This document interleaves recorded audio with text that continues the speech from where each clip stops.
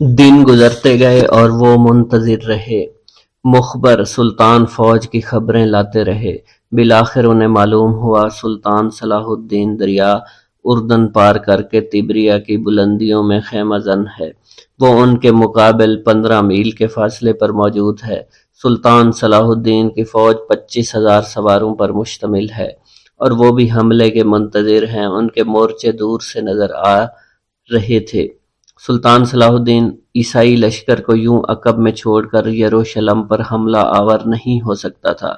وہ ساحل کے کنارے کنارے عیسائی فوج کی زد سے بچ کر نہیں جا سکتا تھا۔ چنانچہ دونوں فوجیں بالمقابل پڑی ایک دوسرے کی پیش قدمی کی منتظر رہیں۔ دونوں فوجیں ہوشیار اور محتاط تھیں۔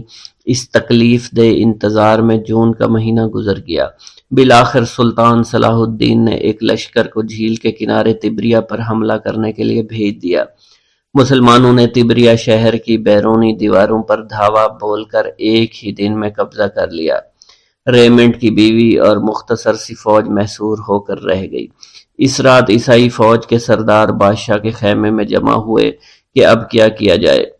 ٹمپلروں کے سردار ایڈی ردرفورڈ نے بڑی سنجیدگی سے کہا، یہ سخت بے عزتی ہے کہ ہم بیٹھے رہیں اور دشمن اس قلعے کو ہتھیا لے جو ہماری دسترس میں ہے۔ اس تجویز کی پرجوش تائید کی گئی۔ انہوں نے بادشاہ کی طرف دیکھا۔ بادشاہ نے قدرے تأمل کے بعد کہا، مجھے جنگ شروع کرنے کی جرأت نہیں ہے۔ اب ریمنڈ کی باری تھی۔ میرے رفیقو، آپ اس خطرے کا کیوں اندازہ نہیں کر سکتے جو ہمیں اس شخص صلاح الدین سے درپیش ہے؟ اس نے واضح کر دیا، اگر مسلمانوں کے خلاف پیش قدمی کی گئی تو راستے میں پانی بالکل دستیاب نہیں ہو سکے گا۔ اس صورتحال میں پیش قدمی نہ کی جائے۔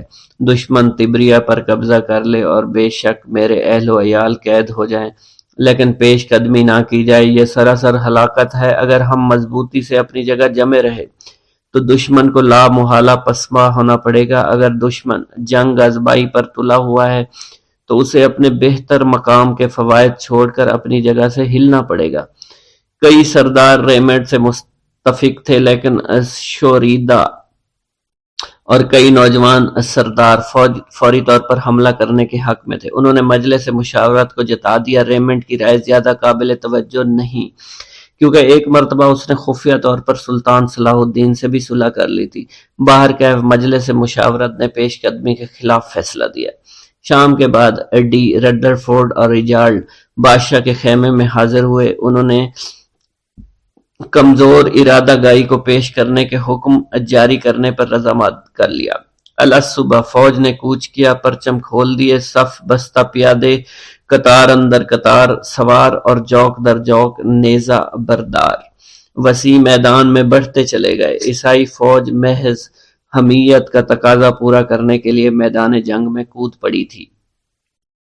مارکائے حطین 2 جولائی کی صبح کو مسیحی سالاروں نے کوچ کیا۔ ان کا خیال تھا کہ وہ دوپہر تک اسلامی لشکر کو جا لیں گے اور شام تک ان کی صفوں کو چیرتے ہوئے نکل جائیں گے۔ انہیں معلوم تھا کہ مسلمان ایک گہرے نشیب کے بالائی کنارے پر صف آراں ہیں۔ یہ نشیب تبریہ کی جھیل کی طرف جھکتا چلا گیا، جو سطح سمندر سے 600 فٹ نیچی تھی۔ مسیحی سالاروں کا یہ منصوبہ تھا کہ مسلمانوں کے صفیں توڑ کر پیچھے دھکیلا جائے۔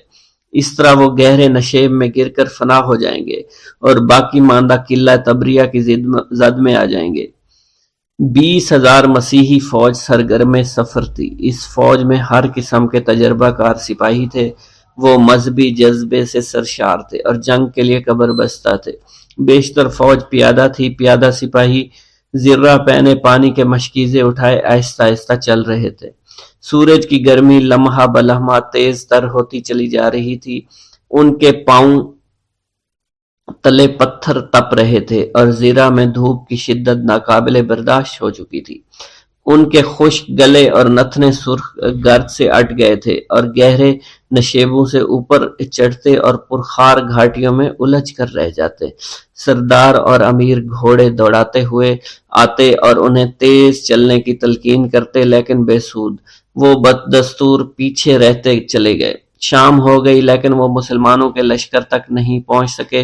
سالاروں نے پڑاؤ کا حکم دیا اور فوج اپنے خیمے نصب کر لیے گئے۔ تشنہ لب سپاہیوں نے جی بھر کے پانی پیا اور آرام سے سوئے۔ کئی مسلح سوار رات بھر پہرا دیتے رہے۔ اس رات ریمنڈ کو نیند نہیں آئی اور وہ اس تکلیف دہ احساس سے پریشان تھا کہ اگرچہ ہم بہت دور نکل آئے ہیں لیکن منزل کے قریب نہیں پہنچے۔ نہ جانے رفتن نہ پائے ماند، اب ہم واپس جائیں گے تو مسلمانوں کے رسالے کی زد میں آ جائیں گے اور صفوریہ کے چشمے بھی ہماری دسترس سے باہر ہو چکے ہیں۔ اف خدایا، اف خدایا، ہم تو ابھی سے لڑائی ہار چکے ہیں، ہم تو مردوں میں شامل نہیں اور بلکہ مردوں میں شامل ہیں۔ طلوع سحر سے پہلے نکاروں پر چوٹ پڑی، گھوڑوں پر زینیں کسی گئیں، نیزہ بردار تیر انداز اپنے اسلحہ کو درست کرتے اپنے اپنے دستوں کی طرف بھاگے۔ جب فوج نے کوچ کیا تو سورج کی تیز کرنیں آنکھوں کو چودھیانے لگی تھی۔ گرمی کی بتدریج تیزی سے شدت اور پیاس کی شدت بڑھنے لگی۔ بالآخر سپاہیوں نے پانی کے آخری گھونٹ پی کر خالی مشکیزے پھینک دیے۔ تھوڑی دیر کے بعد طبل کی دف دف اور نفیروں کی ملی جلی آواز صاف سنائی دینے لگی۔ اب مسلمانوں کے سیاہ سبز پرچم لہراتے نظر آ رہے تھے۔ مسلمان سفار مسیحی لشکر کے بازوں کی طرف حرکت کر رہے تھے۔ بالآخر سورج غروب ہوا، مغربی افق پر سیاہی پھیل گئی، ہوا خاموش تھی، خشک میدان کے سینے پر تنکے اور غبار آلود شاخیں بکھری پڑی تھی۔ رات کے اندھیرے میں بھوکے پیاسے صلیبی سپاہی ٹیلوں اور چٹانوں پر بیٹھے یا لیٹے تھے۔ ہر گروہ میں لوگ بھرائی ہوئی آواز سے سرگوشیاں کر رہے تھے، کچھ تشنہ لب دعائیں مانگ رہے تھے، زخمی کرراہ رہے تھے اور بے سود پانی مانگ رہے تھے۔ پسینے میں شرابور گھوڑے پر زینیں کس رہی، زمین پر شکستہ نیزوں کے ٹکڑے بکھرے پڑے تھے۔ افسردہ عمرہ خاموشی سے خیموں میں بیٹھے ہوئے تھے۔ اس جگہ پر صرف قیدی ہی زندہ بچے، باقی تمام لوگ تہہ تیغ کر دیے گئے۔ یروشلم کے بہادر ٹائٹوں کی قوت کا خاتمہ ہو گیا اور جنگ حنین اپنے انجام کو پہنچ گئی۔ صلیبی فوج کا نام و نشان تک نہ رہا۔ بادشاہ کی دعوت عام پر لبیک کہتے ہوئے ہر توانا مرد صفوریہ پہنچا تھا۔ وہاں مارا گیا۔ اب تبریہ کے سرخ کھیت خالی پڑے ہوئے تھے۔ حطین کے میدان میں گندم کے ڈھیروں کی طرح ان کی لاشوں کے انبار لگے ہوئے تھے۔ مسلمانوں نے مقتولین کے داغدار اور گرد آلود ہتھیار اٹھا لیے تھے۔ قیدیوں کے کپڑے پھٹے ہوئے تھے اور ان کی پوستین خون آلود تھی۔ وہ بے بسی سے مسلمان سواروں کی طرف دیکھ رہے تھے، شاید چنگ بچ نکلے ہوں یا بھٹکے ہوئے سپاہی دشوار گزار گھاٹیوں میں چھپ گئے ہوں۔ ان کے سوا کوئی زندہ نہیں بچا تھا۔ ریمنڈ بمشکل طرابلس کے قلعہ میں پہنچا اور 2 ہفتے بعد کمزوری اور شکستہ دلی سے مر گیا۔ اسی شام تقی الدین کا رسالہ دشمن کے تعقب سے ظفر یاب ہو کر واپس آیا۔ اس کی آمد پر خوشی کا نعرہ بلند ہوا۔ اس وقت چند ترک تیغ زن تقریباً 200 قیدیوں کے سر قلم کرنے میں مصروف تھے۔ جماعت کا یہ اصول تھا کہ کوئی زر فدیہ ادا کر کے رہائی حاصل نہ کرے، چنانچہ مسلمان ان سے سخت بے دردی کا سلوک روا رکھتے تھے۔ انہوں نے سردار ردرفورڈ کے سوا کسی کو زندہ نہیں چھوڑا۔ ان سنگ دل راہب سپاہیوں کی زبان پر نہ کوئی کلمہ احتجاج تھا، نہ رحم کی درخواست۔ وہ خاموشی سے تلوار کے نیچے گردن رکھ کر اپنی گردنیں خود ہی اڑوا رہے تھے۔ اسلامی قانون کا تقاضا ہے کہ کافر کو قتل کرنے سے پہلے اسے اسلام قبول کرنے کی دعوت دی جائے۔ اگر وہ اس دعوت کو قبول کر لے تو اس کی جان بخشی جائے، لیکن ٹیمپلر اس سوال کے جواب میں حقارت سے خاموش رہے۔ تلواروں کی ضرب سے ان کے سر کٹ کٹ کر گرتے رہے۔ جب آخری سرخ سلیب پوش یعنی ٹیمپلر کو تلوار کے گھاٹ اتار دیا گیا تو سلطان صلاح الدین ایوبی گھوڑے پر سوار اپنے خیمے کی طرف آیا۔ خدام نے استقبال کے بڑے اہتمام سے شاہی خیمہ آراستہ کیا تھا۔ قاضی اور علماء صلیب و صلوب کے طلائی چوکھٹے کے گرد جمع ہو گئے جو قندیلوں کی روشنی میں جگمگا رہا تھا اور مارکائے اسلقان سے لے کر مارکائے حطین تک ہمیشہ صلیبی افواج کے جلو میں رہا تھا۔ گزشتہ 90 سال سے سرزمین فلسطین پر صلیبیوں کا تسلط تھا۔ سلطان نور الدین ساری عمر ان کے استحصال کے خواب دیکھ رہا تھا۔ اب سلطان صلاح الدین کی بدولت یہ خواب 2 دن میں شرمندہ تعبیر ہو گیا۔ ایشیا کے کسی فاتح کو ایسی شاندار کامیابی کبھی نصیب نہیں ہوئی تھی۔ سلطان محمود کے کارنامے اس فتح کے سامنے ہیچ تھے۔ سلطان صلاح الدین کے دل میں مختلف خیالات جاگزین تھے۔ اس کی کرد فطرت فتح کو اپنے قبیلے کی ظفر مندی سمجھ کر خوش تھی۔ اس کا عالمانہ ذوق اس فتح کے معنی پر غور کرنے میں مصروف تھا۔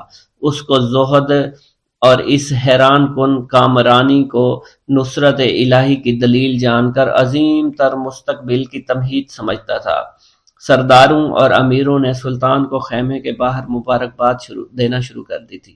سلطان کے شائستہ مزاج بھائی ملک عادل نے آگے بڑھ کر ہدیہ تہنیت گزارا۔ پرجوش تقی الدین نے فتح کے مختلف موزوں اشعار پڑھے۔ سلطان کے خیمے میں جو واقعات رونما ہوئے، تذکرہ نویس نے انہیں یوں بیان کیا ہے۔ ابھی تک شاہی خیمہ نصب نہیں ہوا تھا۔ سلطان صلاح الدین نے بغلی خیمے میں امیروں کو شرف باریابی بخشا۔ بہادر سپاہی قرب سلطانی حاصل کرنے کے لیے اپنے اپنے کارنامے فخریہ بیان کر رہے تھے۔ قیدیوں کو پیش کرنے کے علاوہ وہ اپنے اسیروں میں سے عیسائی امیروں کو شناخت کر رہے تھے۔ تھوڑی دیر بعد خیمہ آراستہ ہو گیا۔ سلطان خیمے میں داخل ہوا، اپنی نشست پر بیٹھ گیا۔ اس نے حکم دیا کہ بادشاہ، اس کے بھائی اور شہزادہ ارنات کو حاضر کیا جائے۔ سلطان نے تشنہ لب بادشاہ کو یخ بستہ شربت گلاب کا ایک جام پیش کیا۔ بادشاہ نے تھوڑا سا پیا اور جام شہزادہ ارناب کی طرف بڑھا دیا۔ اس پر سلطان نے مخاطب ہو کر کہا، بادشاہ سے کہہ دو کہ ہم نے اس شخص کو شربت پیش نہیں کیا۔ بادشاہ اپنی مرضی سے ایسا کر رہے ہیں۔ سلطان خانہ بدوش قبائل کے قابل قدر فیاضانہ دستور پر کاربان تھا۔ اس دستور کے مطابق قیدیوں کو سامان خورد و نوش دینا ان کی جان بخشی کے مترادف سمجھا جاتا تھا۔ خدمتگار انہیں علیحدہ علیحدہ اقامت گاہ میں لے گئے، جہاں ان کے سامنے دسترخوان چنا گیا۔ کھانے کے بعد انہیں چند محافظوں کے ہمراہ دوبارہ خیمہ سلطانی میں لایا گیا۔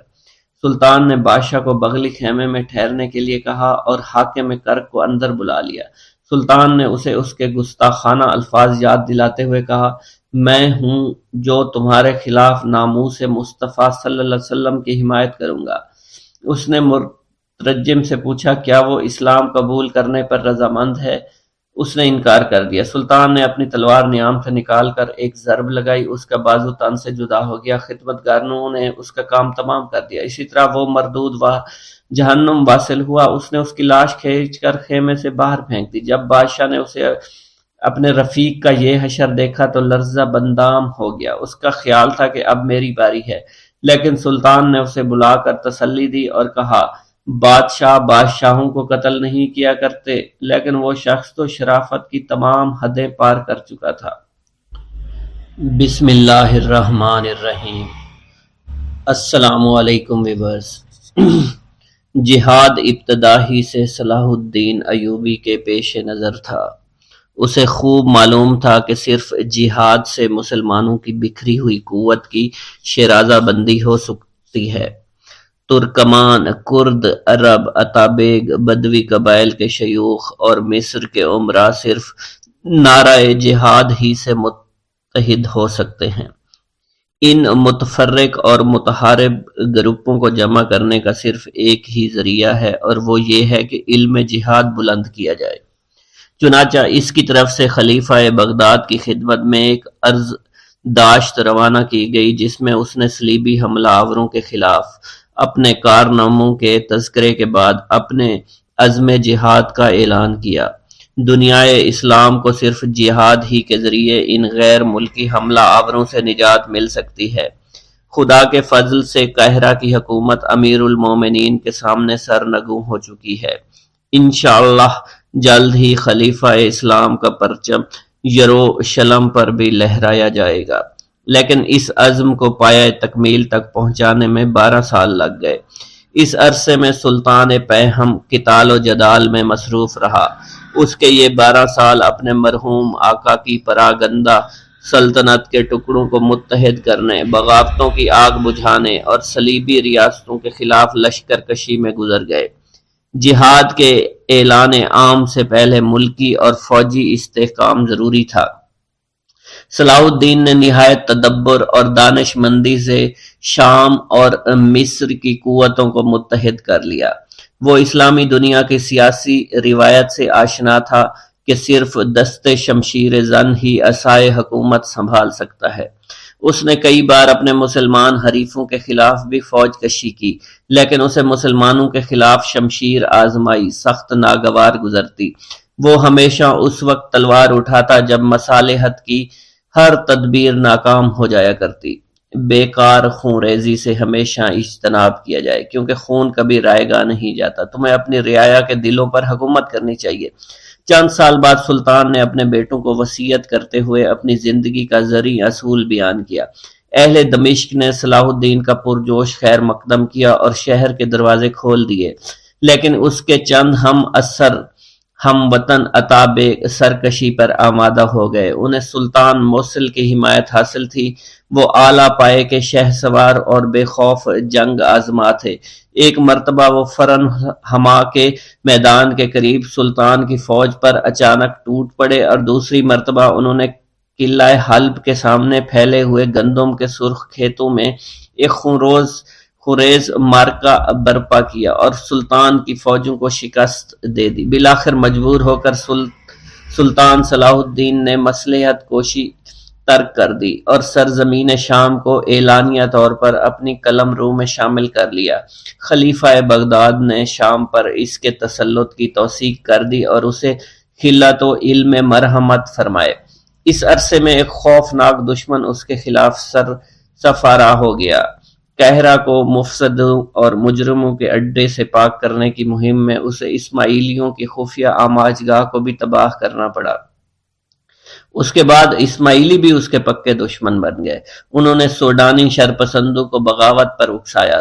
صلاح الدین نے فوراً بغاوت کچل دی۔ شہر کے دروازوں پر سرغنوں کو سولی پر لٹکا دیا گیا۔ اسماعیلیوں کی ہزیمت کا بدلہ لینے کے لیے فدائی میدان میں آئے۔ وہ صلاح الدین کو قتل کرنے کے درپے ہو گئے۔ فدائیوں کی پہلی قاتلانہ کوشش کو صلاح الدین کے محافظ دستے کی ہوشیاری نے ناکام بنا دیا۔ ہر ایک کو خیمہ سلطانی میں داخل ہونے کی اجازت نہیں تھی۔ وہ کسی کو باریابی سے نہ روکتا۔ ایک دن ایک چھوٹی سی برقع پوش لڑکی آئی۔ اس نے نقاب اٹھا کر کہا کہ میں سلطان نور الدین کی بیٹی ہوں۔ سلطان نے بڑی متانت اور تپاک سے اس کا خیر مقدم کیا اور پوچھا، میں آپ کی کیا خدمت کر سکتا ہوں؟ مجھے اعزاز کا شہر بخش دیجیے۔ سلطان نے وہ شہر بلا تعطل سلطان نور الدین کی صاحبزادی کے حوالے کر دیا، جسے اس نے جان پر کھیل کر صبر آزما محاصرے کے بعد فتح کیا تھا۔ سخاوت اس کی فطرت تھی۔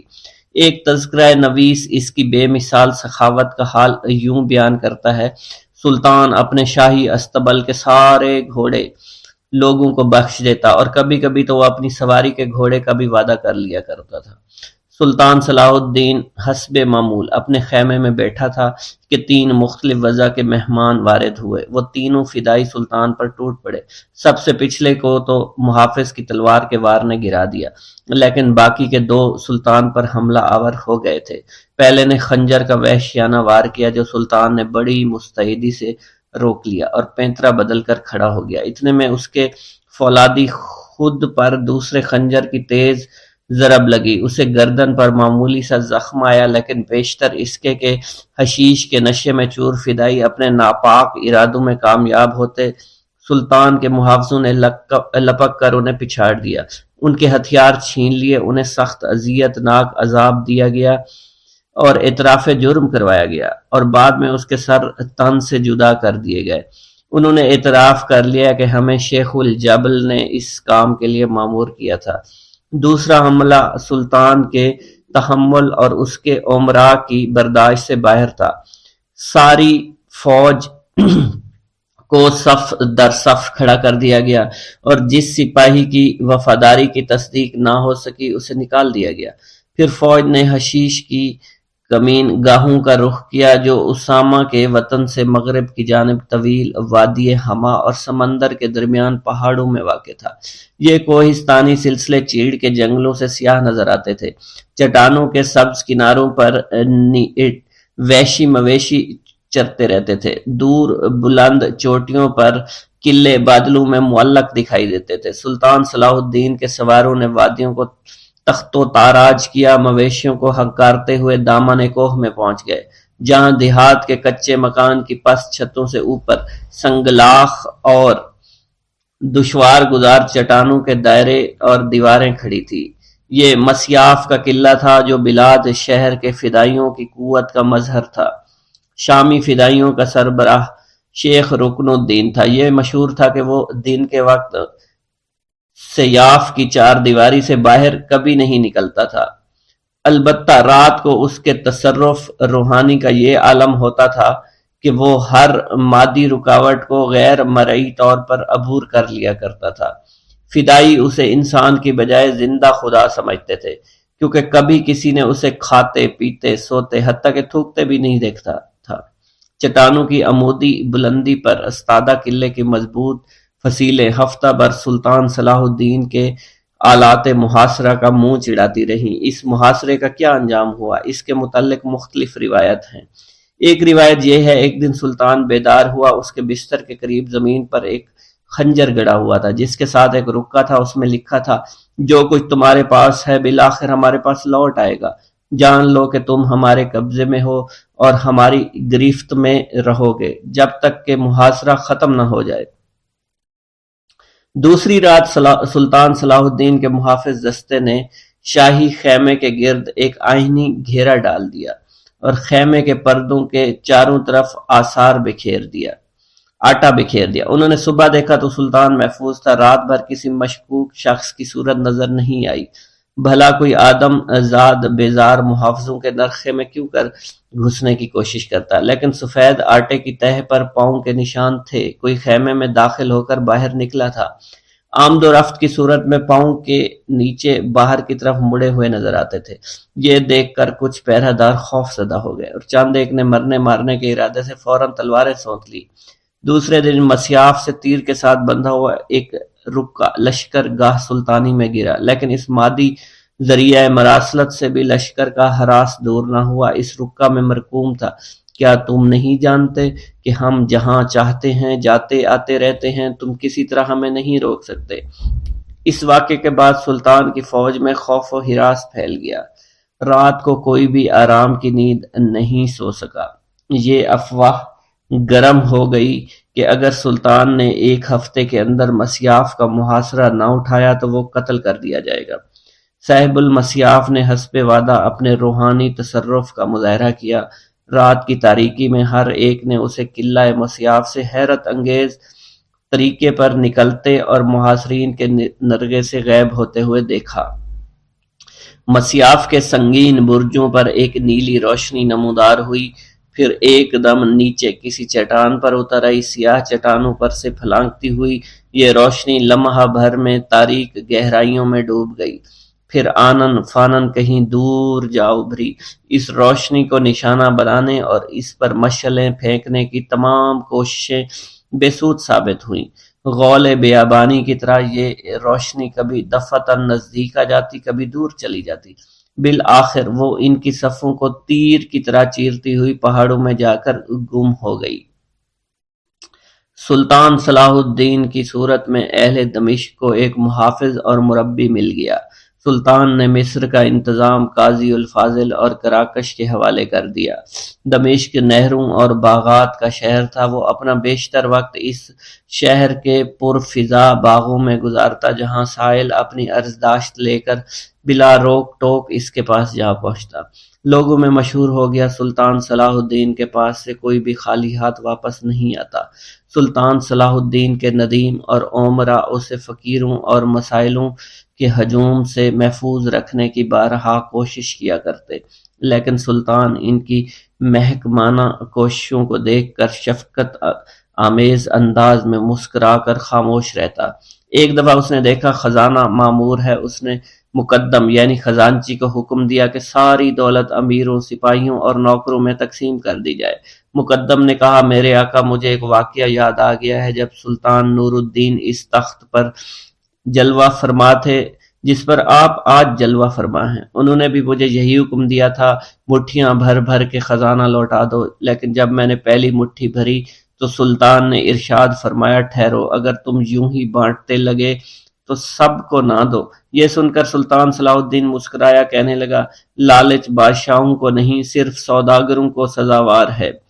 تم دونوں ہاتھوں سے خزانے کو لوٹا دو۔ جب وہ محاذ جنگ پر ہوتا تو اہل دمشق اس کی خیریت معلوم کرنے کے لیے ناقہ سوار، نامہ بروں اور پیام رساں کبوتروں کی آمد کا بڑی بے صبری سے انتظار کیا کرتے تھے۔ دن گزرتے گئے اور وہ منتظر رہے، مخبر سلطان فوج کی خبریں لاتے رہے۔ بالآخر انہیں معلوم ہوا سلطان صلاح الدین دریا اردن پار کر کے تبریہ کی بلندیوں میں خیمہ زن ہے۔ وہ ان کے مقابل 15 میل کے فاصلے پر موجود ہے۔ سلطان صلاح الدین کی فوج 25,000 سواروں پر مشتمل ہے اور وہ بھی حملے کے منتظر ہیں۔ ان کے مورچے دور سے نظر آ رہے تھے۔ سلطان صلاح الدین عیسائی لشکر کو یوں عقب میں چھوڑ کر یروشلم پر حملہ آور نہیں ہو سکتا تھا۔ وہ ساحل کے کنارے کنارے عیسائی فوج کی زد سے بچ کر نہیں جا سکتا تھا۔ چنانچہ دونوں فوجیں بالمقابل پڑی ایک دوسرے کی پیش قدمی کی منتظر رہیں۔ دونوں فوجیں ہوشیار اور محتاط تھیں۔ اس تکلیف دہ انتظار میں جون کا مہینہ گزر گیا۔ بالآخر سلطان صلاح الدین نے ایک لشکر کو جھیل کے کنارے تبریہ پر حملہ کرنے کے لیے بھیج دیا۔ مسلمانوں نے تبریہ شہر کی بیرونی دیواروں پر دھاوا بول کر ایک ہی دن میں قبضہ کر لیا۔ ریمنڈ کی بیوی اور مختصر سی فوج محصور ہو کر رہ گئی۔ اس رات عیسائی فوج کے سردار بادشاہ کے خیمے میں جمع ہوئے کہ اب کیا کیا جائے۔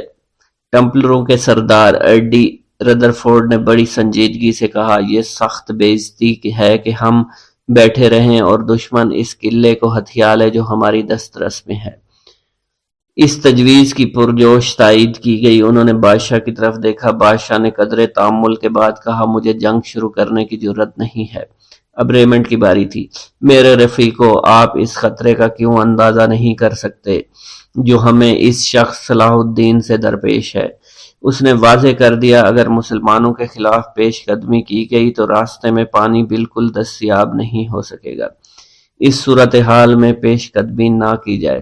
دشمن تبریہ پر قبضہ کر لے اور بے شک میرے اہل و عیال قید ہو جائیں، لیکن پیش قدمی نہ کی جائے، یہ سراسر ہلاکت ہے۔ اگر ہم مضبوطی سے اپنی جگہ جمے رہے تو دشمن کو لا محالہ پسپا ہونا پڑے گا۔ اگر دشمن جنگ ازبائی پر تلا ہوا ہے تو اسے اپنے بہتر مقام کے فوائد چھوڑ کر اپنی جگہ سے ہلنا پڑے گا۔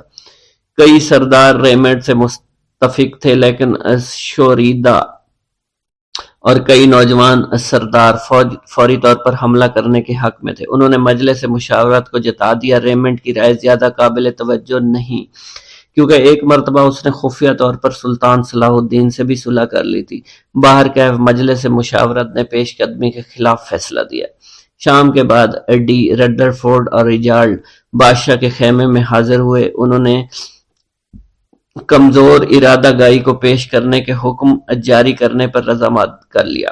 الصبح فوج نے کوچ کیا، پرچم کھول دیے، صف بستہ پیادے، قطار اندر قطار سوار اور جوک در جوک نیزہ بردار وسیع میدان میں بڑھتے چلے گئے۔ عیسائی فوج محض حمیت کا تقاضا پورا کرنے کے لیے میدان جنگ میں کود پڑی تھی۔ مارکائے حطین 2 جولائی کی صبح کو مسیحی سالاروں نے کوچ کیا۔ ان کا خیال تھا کہ وہ دوپہر تک اسلامی لشکر کو جا لیں گے اور شام تک ان کی صفوں کو چیرتے ہوئے نکل جائیں گے۔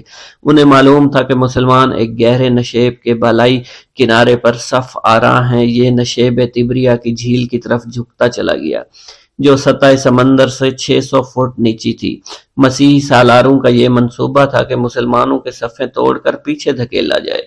اس طرح وہ گہرے نشیب میں گر کر فنا ہو جائیں گے اور باقی ماندہ قلعہ تبریہ کی زد میں آ جائیں گے۔ 20,000 مسیحی فوج سرگرم سفر تھی۔ اس فوج میں ہر قسم کے تجربہ کار سپاہی تھے۔ وہ مذہبی جذبے سے سرشار تھے اور جنگ کے لیے قبر بستہ تھے۔ بیشتر فوج پیادہ تھی۔ پیادہ سپاہی زرہ پہنے پانی کے مشکیزے اٹھائے آہستہ آہستہ چل رہے تھے۔ سورج کی گرمی لمحہ بلمحہ تیز تر ہوتی چلی جا رہی تھی۔ ان کے پاؤں تلے پتھر تپ رہے تھے اور زیرہ میں دھوپ کی شدت ناقابل برداشت ہو چکی تھی۔ ان کے خشک گلے اور نتنے سرخ گرد سے اٹ گئے تھے اور گہرے نشیبوں سے اوپر چڑھتے اور پرخار گھاٹیوں میں الجھ کر رہ جاتے۔ سردار اور امیر گھوڑے دوڑاتے ہوئے آتے اور انہیں تیز چلنے کی تلقین کرتے، لیکن بے سود۔ وہ بددستور پیچھے رہتے چلے گئے۔ شام ہو گئی لیکن وہ مسلمانوں کے لشکر تک نہیں پہنچ سکے۔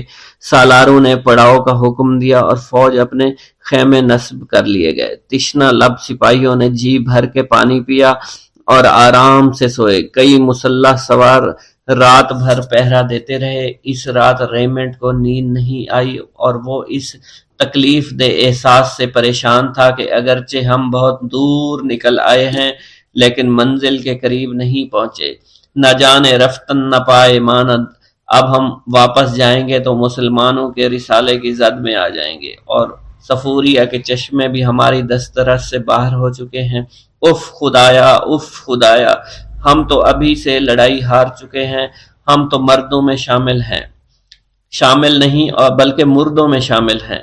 طلوع سحر سے پہلے نکاروں پر چوٹ پڑی، گھوڑوں پر زینیں کسی گئیں۔ نیزہ بردار تیر انداز اپنے اسلحہ کو درست کرتے اپنے اپنے دستوں کی طرف بھاگے۔ جب فوج نے کوچ کیا تو سورج کی تیز کرنیں آنکھوں کو چودھیانے لگی تھی۔ گرمی کی بتدریج تیزی سے شدت اور پیاس کی شدت بڑھنے لگی۔ بالآخر سپاہیوں نے پانی کے آخری گھونٹ پی کر خالی مشکیزے پھینک دیے۔